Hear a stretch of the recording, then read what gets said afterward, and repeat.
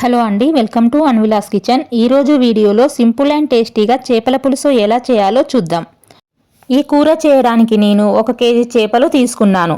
ముందుగా చేపలను నీట్గా క్లీన్ చేశాక ఉప్పు వేసి కడగాలి. 2 ఉల్లిపాయలను మంటపై ఈ విధంగా నల్లగా కాల్చుకోవాలి. వీటిని మిక్సీలో వేసి మెత్తగా పేస్ట్ చేసుకోవాలి. అలాగే నిమ్మకాయ సైజంత చింతపండును కడిగి వాటర్ వేసి నాననివ్వాలి. నేను ఈ పులుసును మట్టి పాత్రలో చేస్తున్నాను.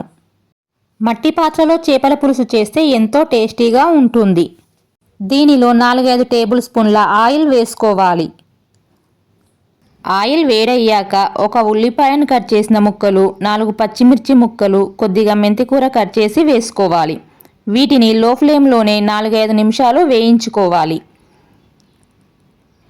ఇవి వేగాక 1 టేబుల్ స్పూన్ అల్లం వెల్లుల్లి పేస్ట్, 1 టీ స్పూన్ పసుపు వేసుకోవాలి.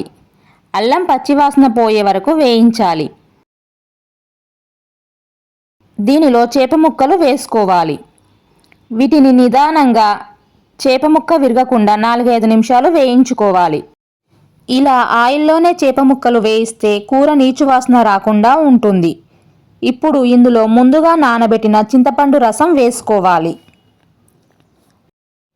దీనిలో 2 స్పూన్ల కారం వేసుకోవాలి.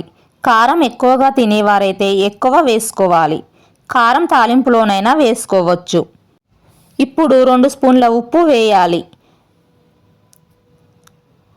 ఒకసారి కలుపుకొని 1/2 లీటర్ వాటర్ వేయాలి. వాటర్ వేశాక నిదానంగా ఒకసారి కలుపుకోవాలి. ఇప్పుడు దీనిపై మూత పెట్టి 15 నిమిషాలు ఉడకనివ్వాలి.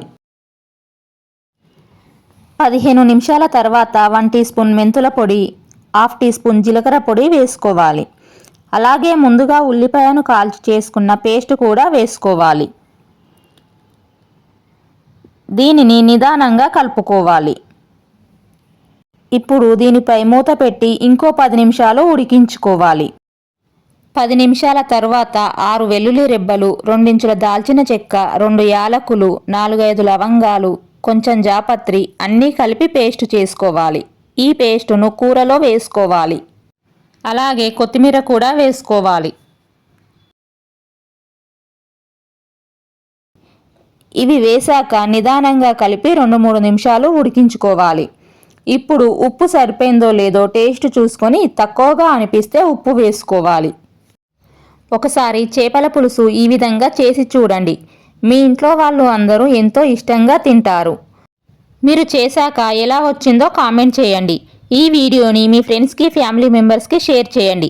Please like, share, comment and subscribe.